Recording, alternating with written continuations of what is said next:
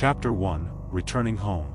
The wind howled mournfully as I stood before the aging facade of my grandmother's house. It had been years since I last stepped foot in this place, yet the memories flooded back like a tide of shadows. The air was heavy with anticipation, tinged with a sense of foreboding that clawed at the edges of my consciousness.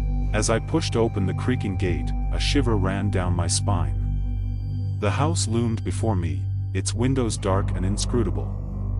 It was as if the very walls held secrets, whispered tales of times long past. My grandmother had always been a solitary figure, her presence casting a long shadow over the family history. I stepped onto the porch, the floorboards groaning beneath my weight. The door stood before me, weathered and worn, yet strangely inviting. With trembling hands, I reached out and turned the handle, the hinges protesting with a rusty squeal. The interior of the house greeted me like an old friend, albeit one cloaked in darkness. Dust motes danced in the dim light, swirling like specters in the air. Memories stirred within me, fragments of a childhood long forgotten. But beneath the nostalgia lay something else, something darker, waiting patiently in the shadows. Chapter 2, Unearthly Encounters. Night fell like a shroud over the house, casting everything into an eerie silence. I sat alone in the living room, the only company the flickering flame of a solitary candle. The darkness seemed to press in from all sides, suffocating in its intensity. And then I heard it, a soft whisper, barely audible above the wind. It echoed through the empty corridors, a haunting melody that sent shivers down my spine. I strained to make out the words, but they eluded me, slipping through my fingers like smoke. As the hours passed, the whispers grew louder, more insistent. They seemed to come from every corner of the house, converging on me like a swarm of restless spirits. I tried to block them out, to retreat into the safety of my own mind, but they refused to be silenced. And then, as if in response to my fear, the shadows began to move. They twisted and writhed like living things, creeping ever closer with each passing moment. I watched in horror as they coalesced into grotesque shapes, their forms shifting and morphing in the darkness. I tried to scream, but my voice caught in my throat, choked off by the oppressive weight of the night. I was paralyzed, trapped in a waking nightmare from which there seemed to be no escape. And as the shadows closed in around me, I knew with a sickening certainty that I was not alone in the house. Chapter 3, Confronting the Past. Morning dawned like a reprieve, banishing the shadows back into the recesses of the house. I stumbled out into the daylight, gasping for air as if I had been held underwater for far too long. The events of the night before seemed like a distant dream, a fevered hallucination brought on by exhaustion and fear. But deep down, I knew the truth. There was something in this house, something ancient and malevolent that defied explanation. And try as I might to ignore it, I knew that I could not leave until I confronted whatever darkness lurked within these walls. With newfound resolve, I set out to explore the house, determined to uncover its secrets once and for all. Room by room, I searched for clues, my heart pounding in my chest with each step.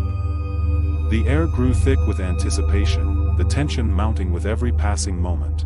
And then, as if guided by some unseen hand, I found myself standing before a door I had never noticed before.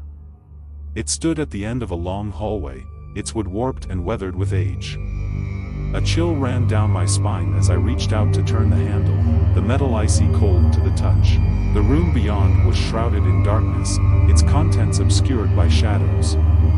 But as my eyes adjusted to the gloom, I saw it, a figure standing in the corner, its form hunched and twisted like a gnarled tree. It radiated a palpable sense of malevolence, its eyes burning with an otherworldly fire. I knew then that I had found the source of the haunting, the entity that had been lurking in the shadows all along. And as it turned to face me, its lips curling into a cruel smile, I knew that my ordeal was far from over. Chapter 4, The Final Confrontation. Time seemed to stand still as I faced off against the entity that had haunted my grandmother's house for so long. Its presence filled the room like a suffocating fog, choking the very life from the air.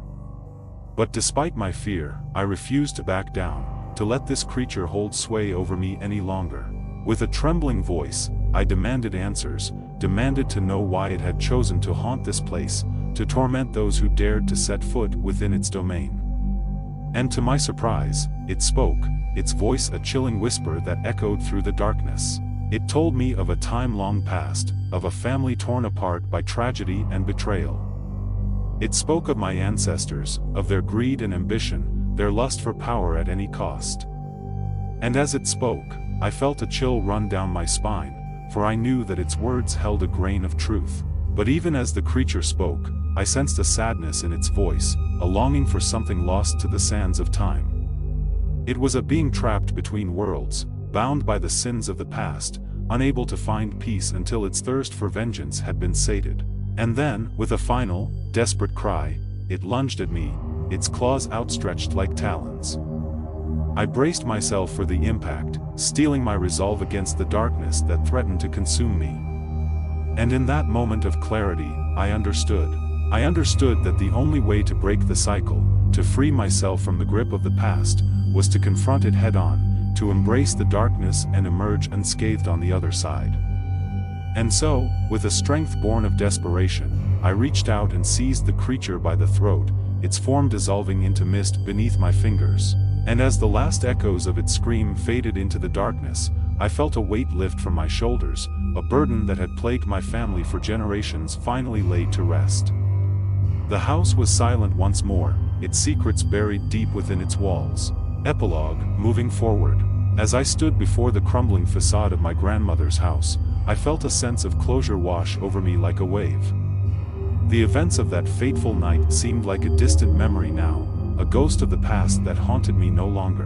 But as I turned to leave, a single thought lingered in the back of my mind, a reminder that the past can never truly be escaped, that its echoes will always reverberate through the corridors of time. And yet, despite the darkness that lurked within, I knew that I was not alone, that the bonds of family and love would always guide me home. And so, with one last glance over my shoulder, I stepped out into the light, ready to face whatever the future may hold. For in the end, it is not the darkness that defines us, but the light that shines from within, illuminating the path forward with unwavering clarity.